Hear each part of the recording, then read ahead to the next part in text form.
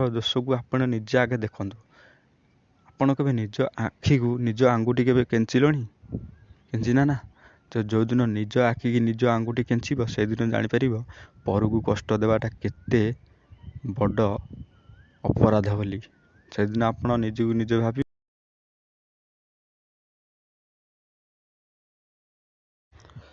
ନମସ୍କାର, ମୁଁ ସାଲବେଗ ମଲ୍ଲିକ। ଆଜି ମୁଁ ମୋ ଜିଡି ମୋ ଧାମକୁ ଆପଣମାନଙ୍କୁ ସ୍ୱାଗତ କରୁଛି। ଚ୍ୟାନେଲକୁ ସବସ୍କ୍ରାଇବ୍ କରି ରଖନ୍ତୁ, ଯାହାଫଳରେ ଭଲ ଭଲ।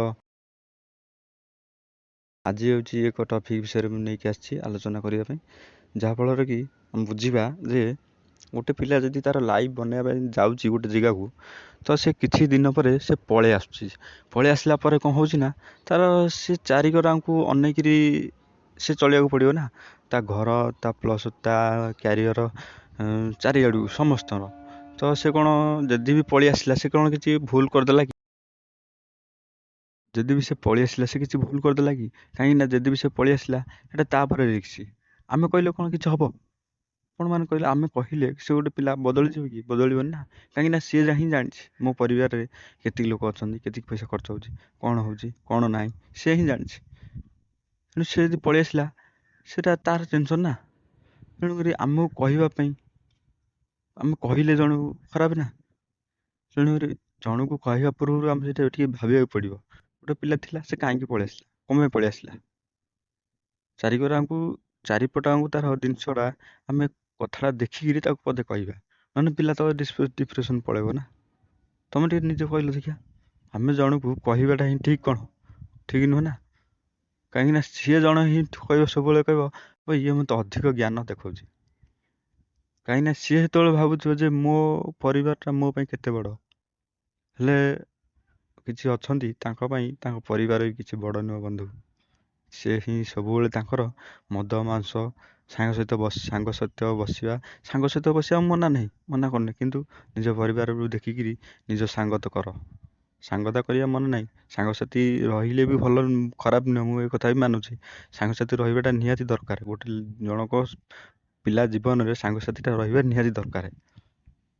କାହିଁକିନା ସବୁବେଳେ ହିଁ ତା ପରିବାରଟା ହିଁ ସବୁବେଳେ ତାର ଗୋଟେ କାମ କରିଦେବେ, ଏଇଟା ସମ୍ଭବ ନୁହଁ। ତେଣୁକରି ଆମେ କାମ ପାଇଁ ସାଙ୍ଗସାଥିକି ରଖିବାଟା ହିଁ ସମ୍ଭବ ନୁହଁ। ସମ୍ଭବ କି କହିଲେ ଦେଖିଆ? ଏଇଟା ସମ୍ଭବ ନୁହଁ ନା। ତେଣୁକରି ଆମେ ହସ ଖୁସି ଟିକେ ପାଇଁ ସାଙ୍ଗସାଥିକି ରଖିବାଟା ହିଁ ଆବଶ୍ୟକ।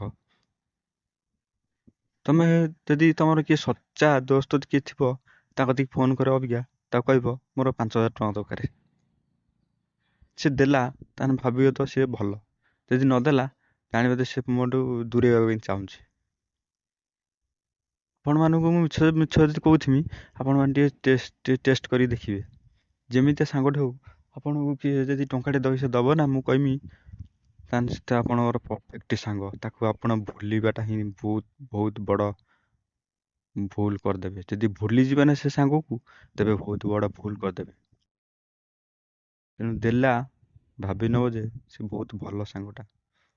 ତେଣୁ ସେ ଦେଇଛି, ମୁଁ ତା ପଇସା କେମିତି କ'ଣ ଫେରେଇବି, ଏଟା ମୁଁ କେମିତି ଭାବିବି। କାହିଁକିନା ଜଣେ ଯଦି ବିଶ୍ୱାସ କଲା, ତା ବିଶ୍ୱାସରେ ବିଷ ମିଶେଇବାଟା ହିଁ ଭଲ ନୁହଁ। କାହିଁକିନା ଲୋକ ଥରେ ବିଶ୍ୱାସ କରେ, ସେ ଯେମିତିକି ଅନ୍ଧ ଥରେ ବାଡ଼ି ହଜେଇଲା ପରେ ସେ ଦ୍ୱିତୀୟ ଥର ବାଡ଼ି ହଜେଇବା ନ ପୂର୍ବରୁ ତାର ସେ କଥାଟା ମନେ ପଡ଼ିଯିବ। ମୁଁ ଏଇ ରାସ୍ତାରେ ଗଲାବେଳେ ମୁଁ ବାଡ଼ି ଥରେ ହଜେଇଥିଲି, ବହୁତ କାନ୍ଦିଥିଲି। ଆଉ ସେ ସେଇ ରାସ୍ତାରେ ହିଁ ଗଲାବେଳକୁ ସେ ଆଗେ ତା ବାଡ଼ିଟାକୁ କ୍ୟାପଚର୍ କରିନେବ, ପୁରା ବଢ଼ିଆ ସେ ଧରି ନେବ। ଯାହାଫଳରେ କି ସେ ଯେତେ ଝଡ଼ ତୋଫାନ ଆସୁ, ସିଏ କେବେ ବାଡ଼ିକି ହଜେଇବ ନାହିଁ।